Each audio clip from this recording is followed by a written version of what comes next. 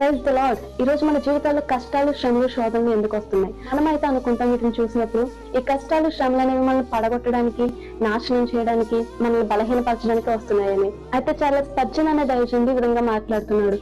Paris teaches what we are, they dig up the soil and let us see what we are made of.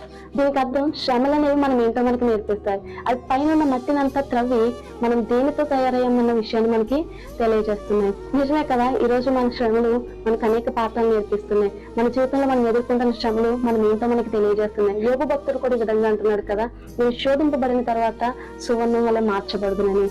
కాబట్టి ఈ రోజు అటువంటి శ్రమానుభవం గుండా వెళ్తున్న మనము మన శ్రమల్లో, కష్టాల్లో, నష్టాల్లో నలిగిపోకుండా, వేదన పడకుండా, కృంగిపోకుండా ఈ శ్రమానుభవంలో దేవుడు నేర్పిస్తున్న పాఠాలను నేర్చుకుంటూ మనం బలపరిచి ఆయన వైపు మన దృష్టి నిలిపి ఈ శ్రమానుభవం దాటిన తర్వాత దేవుడు మన కొరకు సిద్ధపరిచి ఉంచిన ఆ ఉన్నతమైన ఆశీర్వాదాన్ని, ఆ మేలులను, ఆ మహిమను పొందుకోవడానికి సిద్ధపడ